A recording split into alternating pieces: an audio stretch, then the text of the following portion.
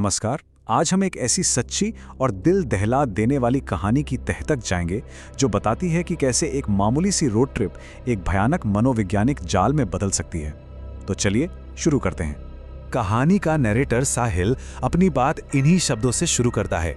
सोचिए, एक लोरी जो आमतौर पर माँ के प्यार और सुकून का एहसास कराती है, वो यहाँ खौफ का प्रतीक बन जाती है। और यही वो धागा है जो इस पूरी डरावनी कहानी को एक साथ जोड़ता है। तो कहानी के सेंटर में है चार दोस्त, साहिल, चिराग, अरुण और समय। और उनकी मनाली की ये ट्रिप सिर्फ घूमने फिरने के लिए नहीं थी। असल में ये समय को उस गहरे सदमे से बाहर निकालने की एक कोशिश थी जिससे वो अपने छोटे भाई की हाल ही में हुई मौत के बाद गुजर रहा था। सब कुछ नॉर्मल लग रहा था जब तक उन्होंने रोहतांग पास जाने का फैसला नहीं किया। जगह तो बहुत खूबसूरत है, लेकिन इसका नाम और इससे जुड़ी कहानियां कुछ और ही इशारा कर रही थीं। उनके होटल के रिसेप्शनिस्ट ने उन्हें कह सकते हैं एक अजीब सी चेतावनी दी थी। उसने बताया कि वहाँ के लोग मानते हैं कि शाम 6 बजे के बाद वहाँ एक अजीब साया घूमता है और रात में उस रास्ते पर जाना मतलब जान जोखिम में डालना। और यहीं पर उन्होंने वो गलती कर दी जो अक्सर ऐसी कहानियों का रुख बदल देती है। उन्होंने उस चेतावनी को एक लोकल कहानी समझकर अनसुना कर दिया और अनजाने में अपनी किस्मत को एक खतरनाक मोड़ दे दिया। तो रोहतांग से देर रात वापसी का सफर शुरू होता है। अब जरा सीन को इमेजिन कीजिए। घना कोहरा, विजिबिलिटी लगभग 0 और गाड़ी बस रेंग रही है। माहौल में एक अजीब सा डर घुलने लगता है। तभी साहिल की नजर सड़क किनारे एक पत्थर पर पड़ती है जिस पर लिखा था मनाली 28 किलोमीटर। लेकिन अजीब बात यह थी कि उस कड़ाके की ठंड में एक आदमी पारंपरिक कपड़ों में उस पत्थर पर चुपचाप बैठा था। और अब असली बेचैनी शुरू होती है।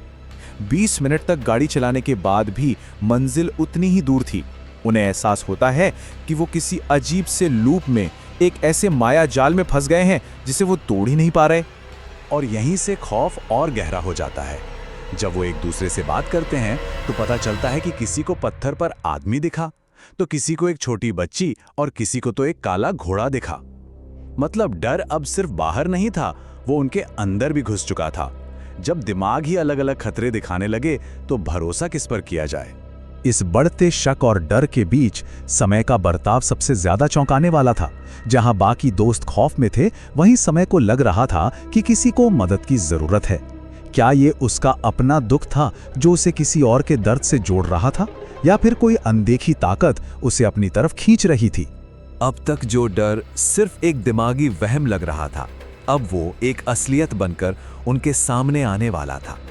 गाड़ी चला रहे अरुण की ये धीमी सी आवाज, इसने कार के अंदर के तनाव को एकदम चरम पर पहुंचा दिया। मतलब साफ था, उसने कुछ ऐसा देख लिया था जो बिल्कुल भी नॉर्मल नहीं था। उनकी कार की रफ्तार थी करीब 40 किलोमीटर प्रति घंटा। ये कोई धीमी रफ्तार नहीं है। और इसीलिए जो उन्होंने आगे देखा वो किसी के भी होश उड़ाने के लिए काफ़ी था। एक लड़का करीब 15 साल का होगा जिसके कपड़ों पर मिट्टी और चेहरे पर चोट के निशान थे। वो उनकी तेज चलती कार के ठीक बगल में बड़े आराम से चल रहा था। वो दौड़ नहीं रहा था, बस चल रहा था, जैसे सड़क और हवा का उस पर कोई असर ही ना हो। और एक बार फिर समय का रिएक्शन बाकियों से बिल्कुल अलग था।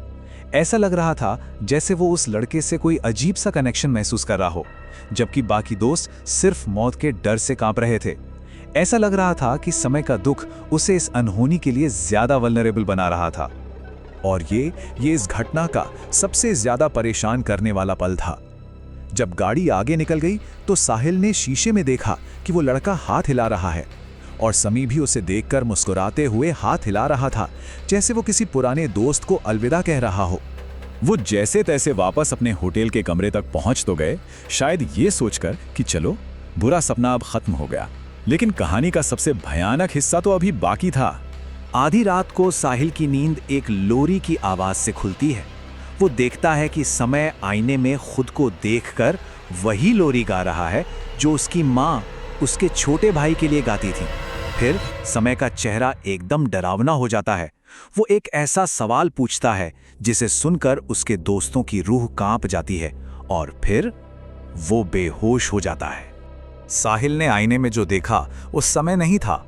उस अक्स की आंखें एकदम लाल थीं, गर्दन पर ऐसे निशान थे जैसे किसी ने गला घोटा हो, और चेहरे पर एक बहुत ही अजीब और ठंडी सी मुस्कान थी। बेहोश होने से ठीक पहले समय ने बच्चों जैसी हंसी के साथ यही सवाल पूछा था। ये शायद वही सवाल था जो वो साया उन दोस्तों से पूछना चाहता था। तो उस भयानक रात के बाद आखिर हुआ क्या, और उस एक रात ने उन दोस्तों की जिंदगी पर क्या असर छोड़ा? सुबह होने पर दोस्त समय को एक स्थानीय पंडित के पास ले गए और पंडित जी ने जो बताया उसने उनके सारे डरों को एक शक्ल दे दी। उन्होंने कहा कि कोई बुरी आत्मा समय के गहरे दुख को भांप गई थी और उसी का फायदा उठाकर उसके भाई का रूप लेकर उसे अपने कब्जे में कर रही थी। झाड़ फूक और पूजा के बाद समय को उल्टियां हुईं, जिसमें से एक अजीब सा काला पदार्थ निकला। ये शायद इस बात का सबूत था कि वो बुरी आत्मा अब निकल चुकी थी। इसके बाद समय तो ठीक हो गया, लेकिन ये अनुभव एक गहरा निशान छोड़ गया, खासकर साहिल के जहन पर। तो ये कहानी हमें एक सवाल के साथ छोड़ जाती है जो शायद डर से भी ज्यादा गहरा है।